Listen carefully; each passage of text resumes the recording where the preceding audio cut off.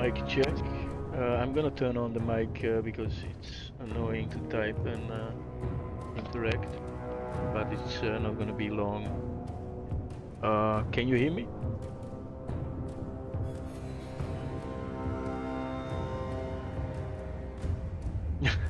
No. Okay.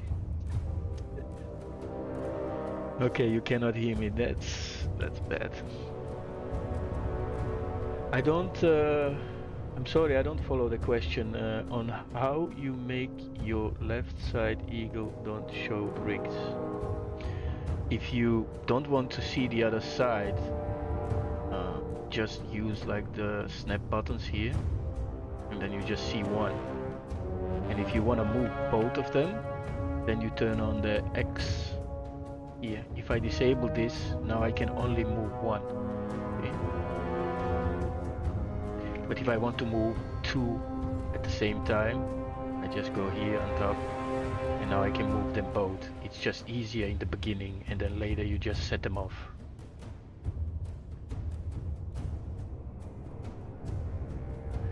I have the main window with all squares and circles.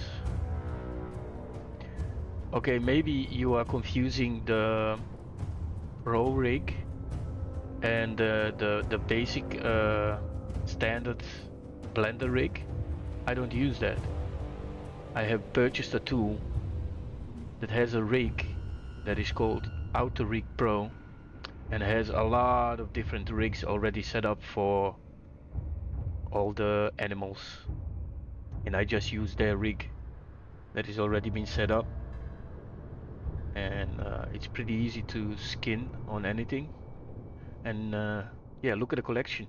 You have dog, horse, bird, you have the empty, then you have the saurus, then you have the bear, bird, cat, crab, dog tooth, dolphin, dragon, ducks, and the list goes on. You can even download more, but it's a paid add-on. Oh, you mean here? Yeah, just disable this, see? And this. Now you see it. This is what you mean. You have overlay, show, and the anchors. These are the anchors and the overlay. This is the one. So now I can focus on seeing the mesh a little bit better, right? So the rig is not in the way. Yeah, Blender has a lot of little things that are pretty much a little bit hidden, but if you just slowly navigate, it's actually everything is here, right? Like literally everything is just press on something and just slowly see where it is. But there's so many buttons, so yeah, it can be confusing.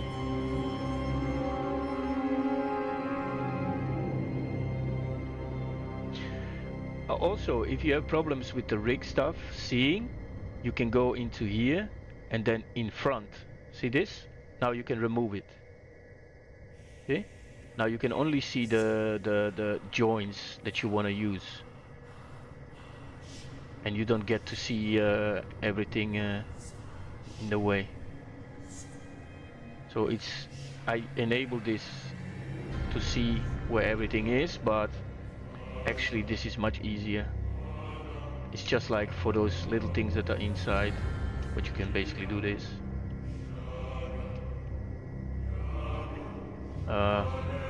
Yeah, these are all your rigs things, like the little running man, and then in here, but mostly on this one you find everything that you need.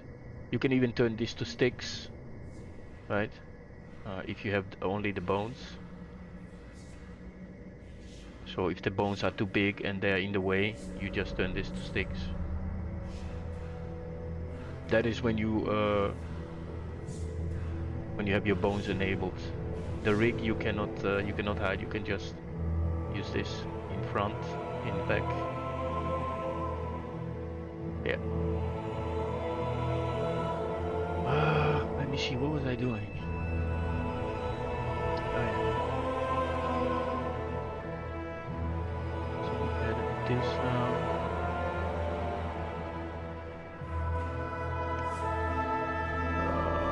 Where is it?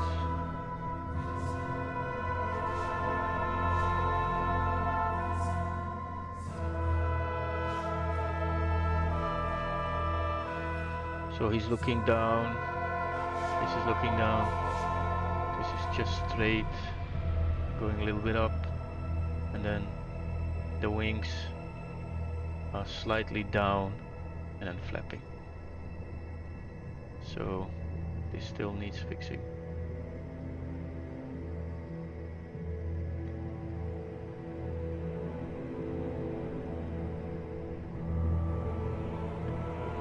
Okay. Oh. I don't want to copy everything.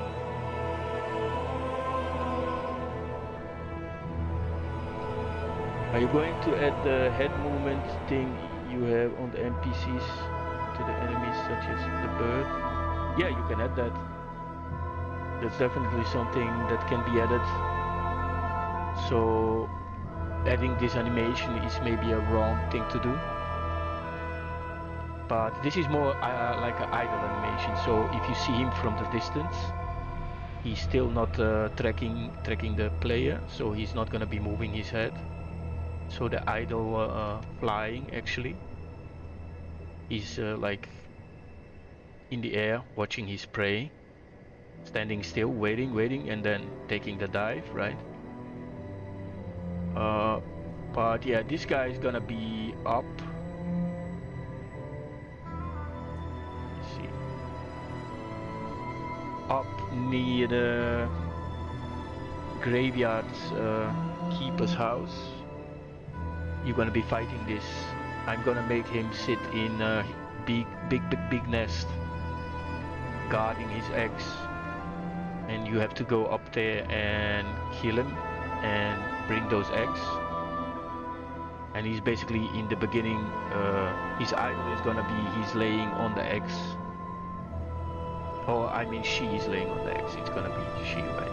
She's gonna be laying eggs. It's not gonna be in he. It doesn't matter. I think they both lie on the eggs, but mostly he is gathering, the male is gathering the food and the female is sitting on the eggs. So yeah, this is gonna be like all my animations are janky right now in the game. I don't finalize anything yet. Why? Because I sometimes change my mind. I don't like how the bird is looking in the game, so then I go back and I redo like some of the topology. Right now I think the head is a little bit too big, but just for testing purposes I just roughly block in 9 animations that I need, like the idle, the fly, or if it's a running animal, run, walk, you know, the usual things that I need. And they're all like really, if you see, you can see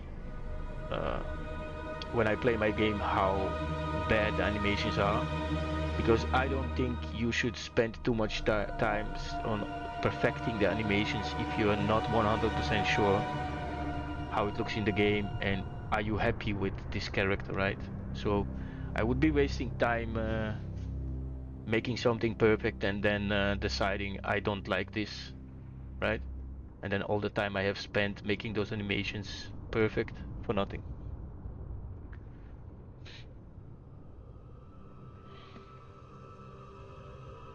So let's see.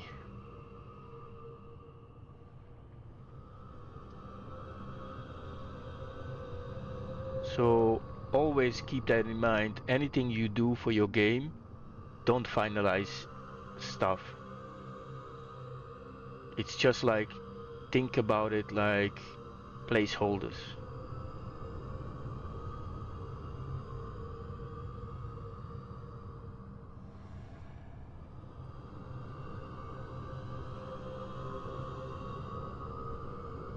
So I do see this go down a little bit like this, right?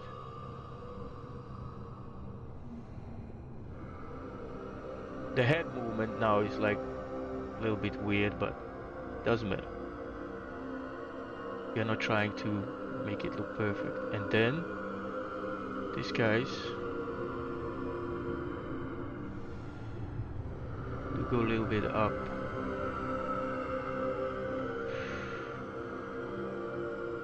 Look at that. It got twisted.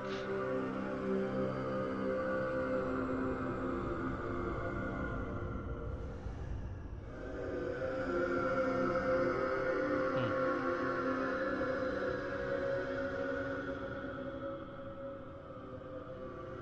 What? Did nothing change?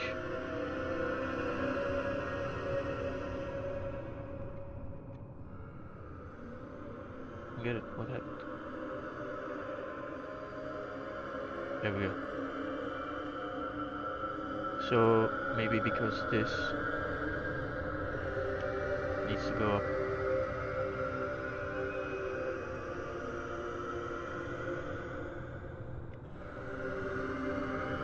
But yeah, if you see one feet, they are not symmetrical. One is going up, one is going down. They're a little bit, yeah. They're not going both up, up, up. This is done so well. Look at that. It's crazy. The person who did this is a professional. Yeah.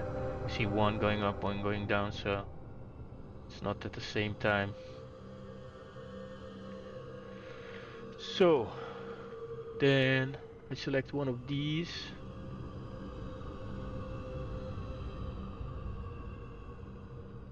Pull it up.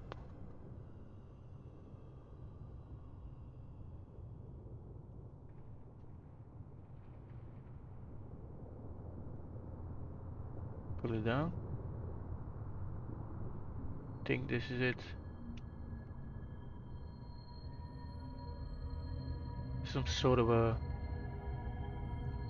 Where is it? Here.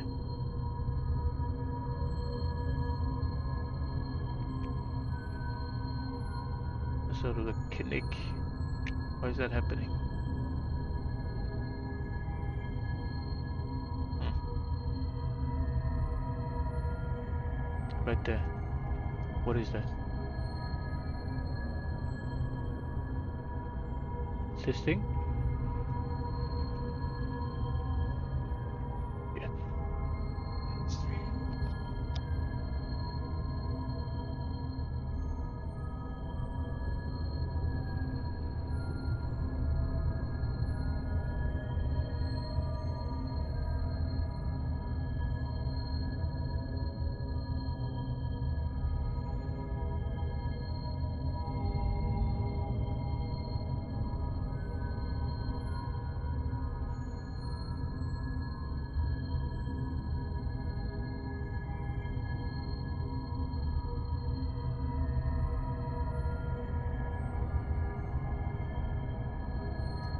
Heb je iets nieuws voor me meegenomen? Holy shit. Wat is dit dan?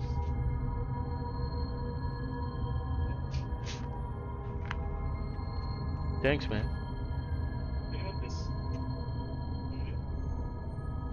Yeah. Lange nek. Okay.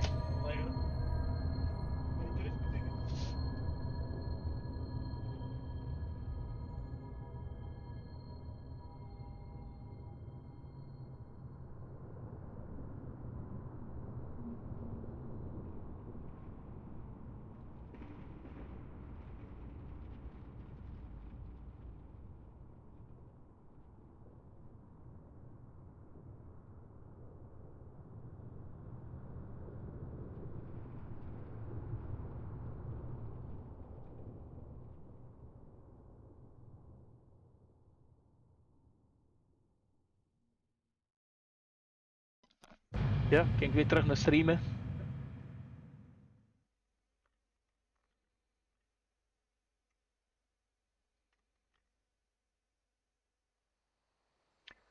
So yeah, I don't know why that happens.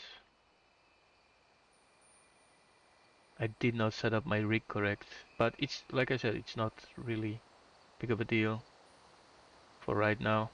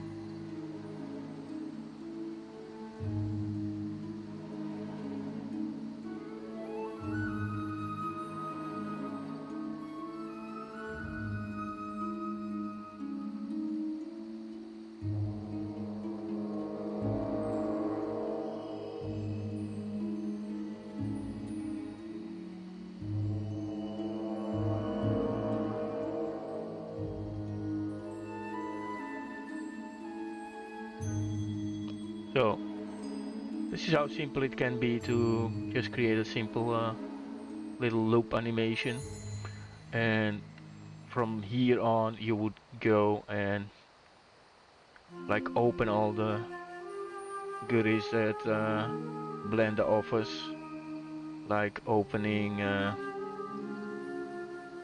let's say, this is the most important thing, the graph editor. Like this is gonna be the thing. It's gonna make you crazy if you look at it like this, but you have all these things here that you can disable. It's gonna make the animation so much smoother. You can see you can just stop things, right? It's literally stopping all of the things, and then you can go one by one by opening and then remove the most of the things that you don't need to fix. Like when you see, I'm gonna show the head, it's kind of a looping and it looks really janky, and that can be fixed, like to make it a little bit more less robotic and more organic, right? This is where these things comes in handy, like selecting. But right now this is not how you would work with it, right? you can just select one by one. Like if I go in here, I select one, you can see. And then when you select everything like this and you press the dot on your keyboard where there's del, it's gonna zoom in. And here you can have all these good things happening. Like, let's say we're gonna go and do something with the wing. Now you can see this is obviously exaggerated way too much, right? There we go. Then you have your you see what like red represents. It's the X, the Y, you know, these are the things. And then the beautiful thing is about it, you can press here and then you can insert all these things. Like if you want it to be constant, it's gonna be choppy, linear, and Bezier, right? This is the magic tool that you can use to make it really come to life. But like I said, you would not be using this in the beginning.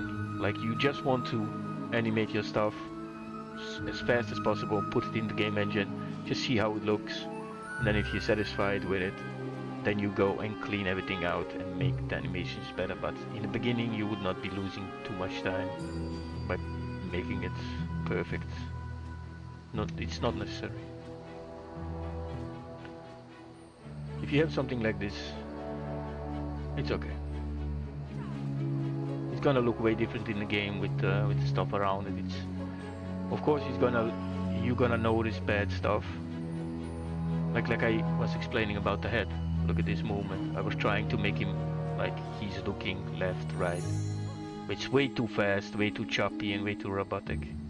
So if I go in here and I just select the head bone, I can make that much smoother, the transition going from left to right. It's choppy and fast. It doesn't look natural.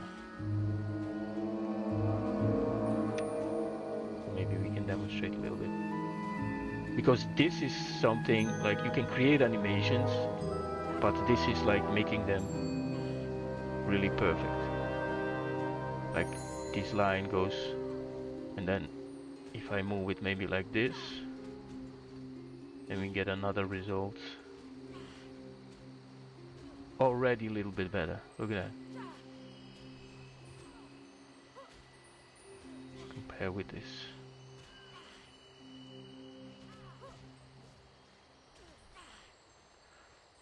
So yeah, this is where the magic happens for the animations, right?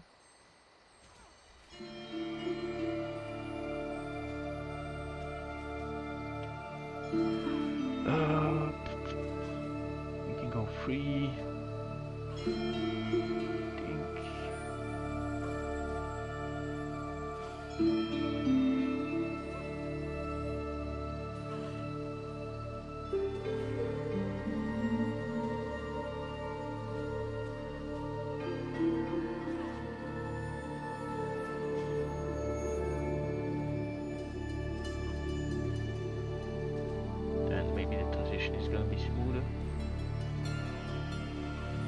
But yeah, this is a lot of work. That's why I'm saying, like, don't force this until you're certain this is gonna go into my game. Like everything, when you build a game and you have placeholders, that's the same thing with animations. Just like treat it like placeholders. Simple, something that's really fast that you want to put into the game and see how it feels. Alright, so that's idle flying. And before you like do this kind of stuff in your rigging, you always want to have a T-pose, right? So how do you build a T-pose? You just press this button here, create an action, and then select everything the way it is and just T-pose it. So you can always go back to, you don't have to do all this deleting all the animations and rotations, and you always have your T-pose, and from T-pose you can work begin from new, fresh. If you don't do that, it's gonna remember the last animation you have done here, and it's always gonna keep that, or it's gonna keep any other animations. And always check this in Blender, fake user. If you don't do that, you save and you go out, you lose your animations. For some reason, I don't know why Blender does this. It should have been handled better. I lost in the beginning, like I was one day doing a wolf the whole day, and I didn't use the little check mark. And then you come back and only a couple of animations was saved and the rest was gone. For some reason, I don't know why it happens and why you have to check this. Why does that not happen like automatically? It's weird. Like, why do you have to say, yes, this is what I want? It doesn't matter, just save it. If I go out, I want my animations to be there, not you come back. Oh, you forgot to save the animations. What the hell is that, right? Stupid little thing.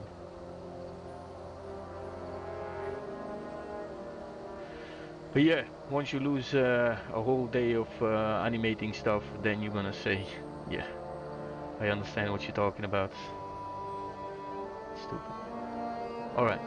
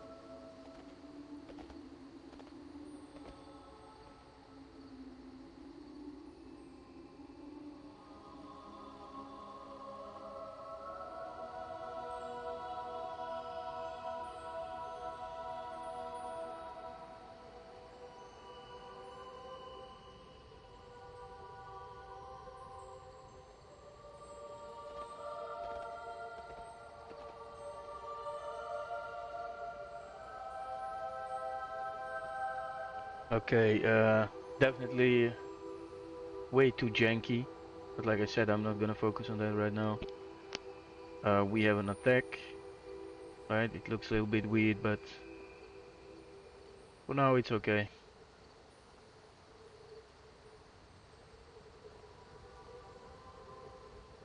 So what else do I need? I need that stun.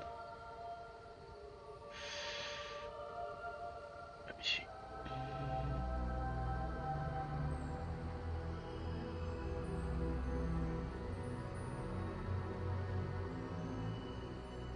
Mm-hmm.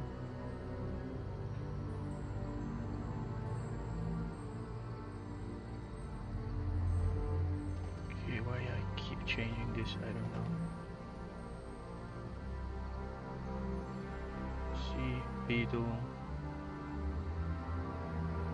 NPC animator. So for now, I'm just gonna have one attack and just use them because I always want to have like at least three attacks, three different attacks for NPCs. So I have an idle fly. I don't have an idle combat. I have fly. No need for walk. Just use the same fly animation. That get hit, stun. So don't have to worry about this. This is for humanoids. So idle combat, one, that, two, get hit, three, stun, four more animations, and then we can test him out, and then I can worry later about the perfection, which I'm not gonna do for a long time. Like I don't focus on that right now at all. You see in the game, there's a lot of NPCs. The animations are so bad. It's ridiculous. Okay, why is this lagging so much?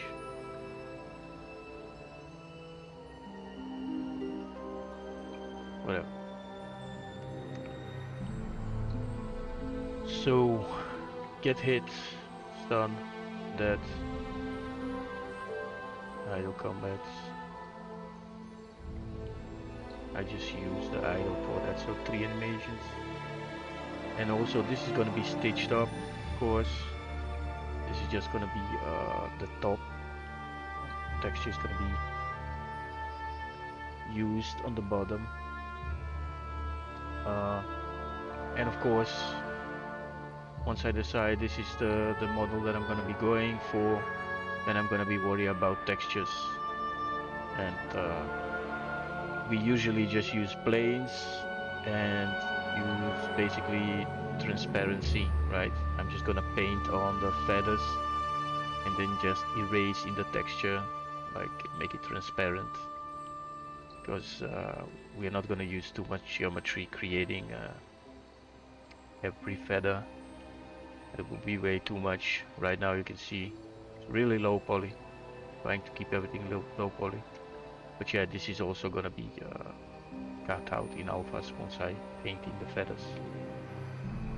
But worrying about texture is not important right now. I just want to make that clear that this is all gonna look way better. Of course.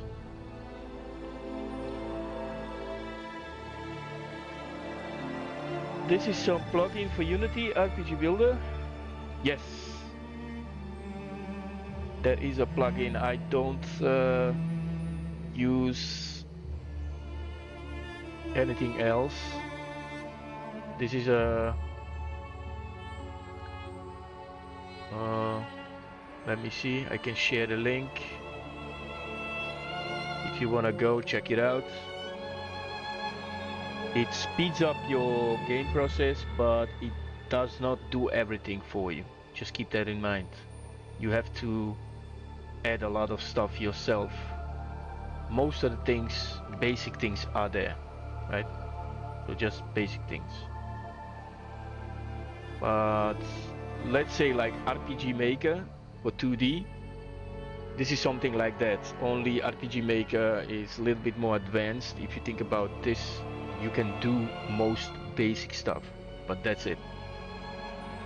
Once you hit that level where you're gonna get a little bit more complicated, then RPG Builder is kind of lacking. Like I said, it's basic stuff, right? Basic RPG stuff. You definitely have to do some custom coding. Why is this suddenly getting so loud?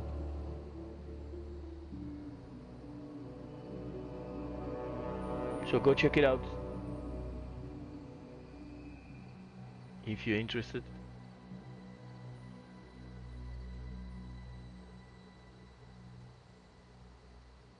It's called RPG Builder. It's on sale now, is it? No, it's not. It was on sale. But 161 euro is really not that much for what it can do, right?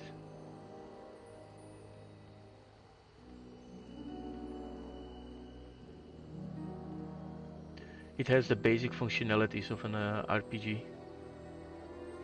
And it still has a lot of bugs, so just to be aware of that. Most of them we do got to fix in the community, but the developer gave up on this, so keep in mind that this is going to be deprecated soon. I don't know why he gave up on this, because this was really so promising. Even a winning award tool. Too bad. Too bad he screwed it up. Like, this was something, if he didn't screw it up, it would become one of the best tools ever. Like, it was so promising. I don't know what happened with him. He listened too much to different people, maybe. He just had to focus on this one thing. Like, it was, in the beginning it was booming, you know? It was so good. But then he started to take too much on other stuff, focus on other stuff, and pretty much screwed himself up with bad decisions, which is too bad. It had so much potential.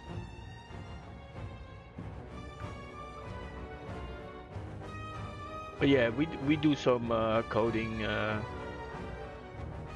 on top of it, and then it helps, you know. It's like a starting base. It's like he made the code open source, so you can play around with this code, make it better, add stuff, remove stuff that you don't like, change stuff that you don't like. So you can see right here, almost every script is basically available to you, and you can add your own stuff to it, which is what we are doing in the community also. If you go to his community, we have add-ons here, we have add-on chat, coding, we help each other, you know, and fix the bugs and implement other things. It's like a great community. Everybody's kind, and but lately it's slowed down a little bit, because he kind of acknowledged that he's not gonna be developing this tool anymore. He's moving on from developing tools, which is a bad decision if you ask me. I don't know why he did that. Like, he became so popular, and then what the hell? Why do people mess themselves up like that? You become so huge, and then you move away from that and think you can do other things, and they're also gonna be huge. Don't do that. If you have one thing good one thing going for you, keep that.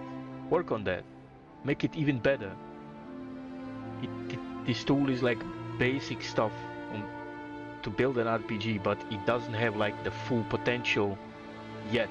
So he could have just kept going, and it would got even better, and he would have been even better off, but he wanted to do some other stuff for no apparently reason. Suddenly, bad decision, a real bad decision. I don't know who's talking in his ear, but the dude who's talking in his ear screwed him up. I can only imagine if this stuff started to be popular and everyone, yeah, his opinion, that man is overwhelmed and can do. No, it's not that. The problem is he wanted to do too much. You know, you work on something and then suddenly you want to do much more. Don't do that. This is already a huge deal, right? You are already creating a little engine for Unity that has already big potential. So now if you suddenly start to do more and more and more and you hire more people, then yes, you're gonna get overwhelmed. So it's his own fault, right? It's his own fault trying to create a huge company. It doesn't work like that, you know? It's gonna go boom if you're starting to grow that fast, and then you think you can, like, he was one developer, so you cannot go and it's just gonna be too much, right?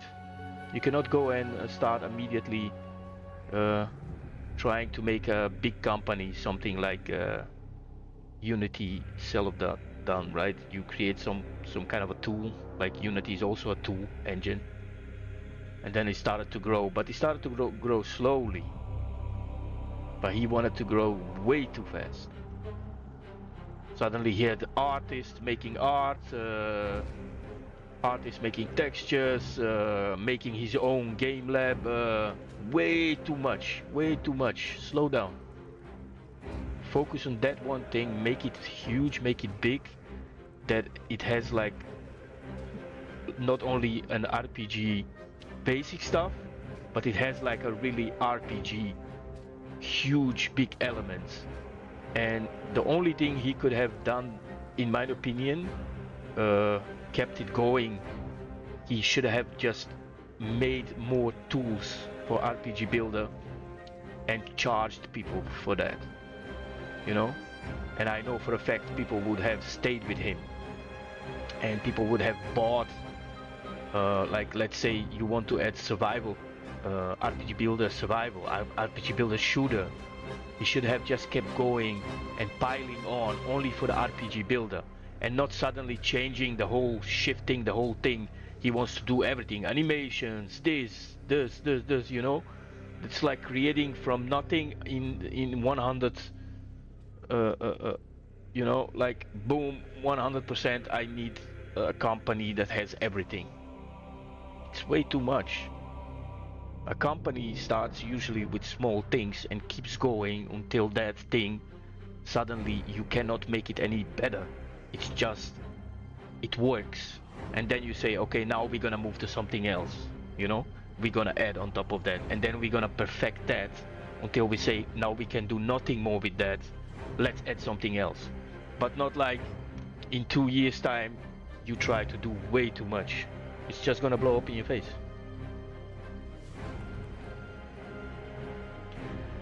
I can do even model of torch or make some simple game mechanics. When you open Unreal Engine, and my first thought I was like, whoa. Yeah,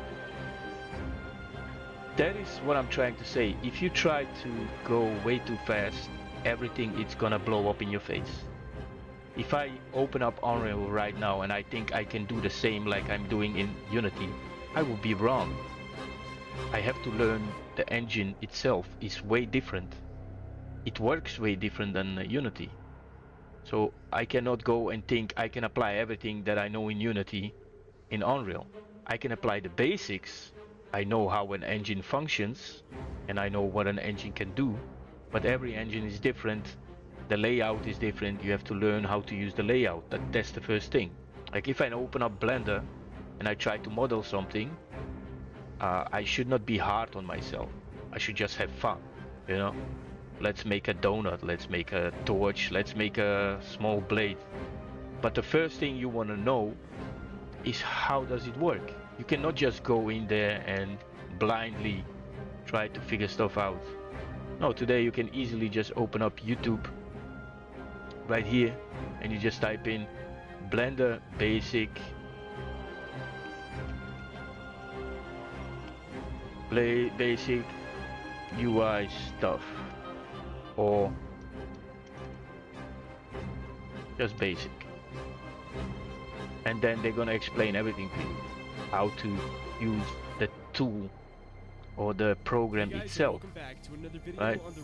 But if you start immediately, you think you can make something, but you don't have any knowledge on what all these buttons do, then it's gonna be hell for you, right? So try doing that first, like Google some stuff, of go onto YouTube and just try to understand what does all these buttons do. You don't have to understand immediately, you can just understand the basics, how to navigate, what to select, what to press if you need to do something. And then from there, like, your imagination is gonna kick in. And also don't be afraid to use existing base model. Like this guy, this eagle, I didn't model this, right? It's already been modeled by somebody. What do? I download the free model. You have to always use free base meshes from somebody else, and then I just make it my own. But what I do, I go in here and I make him look way different than he's been looking. But I already have the base. I don't have to start from scratch. Why? Because I'm not focusing now on something that's gonna go into the game and I'm like, okay, this is gonna be mine, right? And later on, you just take this placeholder and you create your own stuff on top of that, and you just switch that mesh with this mesh, and you can just apply it to this mesh, and all the animations are gonna be applied automatically. Everything you have done to the animations and stuff, and you just replace this model. But at least it gives you immediately a start point without you trying to create a bird from scratch. Why should I do that? A bird is already been made by somebody. Just use the bird, make it a little bit your own, because this bird, when I downloaded it from free website, it didn't look like this. It was a skinny little thing that had a lot of what is it called, geometry, right? And I just downgraded it and I just made it into my own, so it looks a little bit different, right, than the original one. And that's how you learn, and that's how you know, have an easier time of making something than starting from scratch. And especially when you like a noob, you're just starting out. It's just like with like painting or whatever, you know, you're tracing stuff, and from there you start to suddenly become your own, and you start to model suddenly your own stuff, or you start to paint your own stuff, you know. It's always like learning from other things, learning from other people. It's never like don't be ashamed, you know, to learn from others. That's how we all learn and make things better and make your own stuff, by copying what others do. Yeah, basics are the buildstone of everything. Yeah, just take, as long as it's free, right? You cannot take like something from somebody that is not free and make it your own. That can cause for problems, right? Because then it's gonna be copyrighted. But if you're just like making a personal project, it's not gonna be like bringing any money in, then okay. But if you want to make a game and you want to sell the game, be careful. If you take base models, take the ones that are on the websites, like any 3D websites that you can download that are free. Like, why would I start let's say I want to make a bug, right, or a dino. Why would I start from scratch if I just want to test something out in my game and how it's gonna be looking by creating it from scratch? I just go onto the website, I download a beetle, right, and I just remove a lot of stuff, make it my own. If you're going for low poly, you go for low poly. You're going for high poly, you add on top of it. You just take an existing bug and make it your own, right? This bug looked way differently, right? I just took some stuff, moved around, but it was a free bug, right? I'm not gonna go all the way from scratch when you already have a basic. People already model it, just like with the code, right? Why would you go and start coding a controller and Unity provides already a good controller? Just take the controller and code on top of it, right? It's already been coded. Like a wheel, why do you want to invent a wheel when it's already invented? Just take it and make it better. It's way easier for beginners. I'm only explaining this for beginners, right? Not for people that are professional.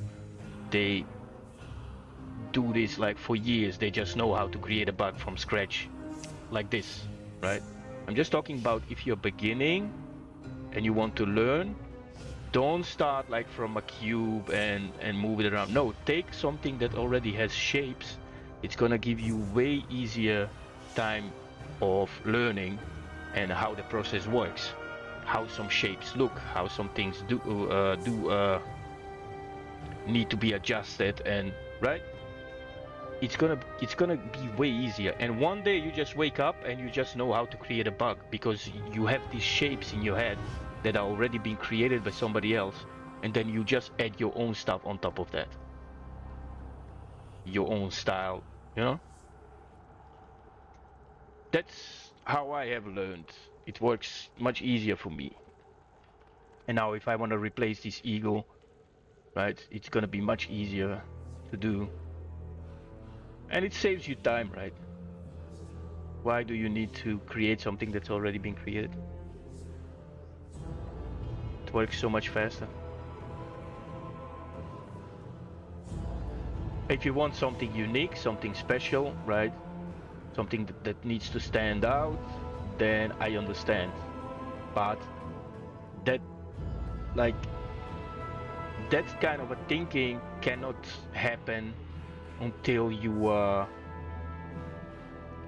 how can I explain this? Until you are at that stage that you're comfortable, that you have like gone through the process how to learn some shapes in modeling, and usually it takes years, right? 5 to 10 years, you can call yourself professional, but you have to do it every day, right? Then I can understand going and trying to create something from scratch, you know, something unique, something different. But like just to learn the basic shapes, to learn how things works, the best way is just to copy other people. Simple as that. Like just take somebody else's stuff and just see how they did it and try to make it your own, right? Take the mesh and just start moving stuff around. Like don't be scared. It's nothing is gonna happen. You can scratch it anytime, right? Like who cares? If you're practicing. If you're practicing to get good.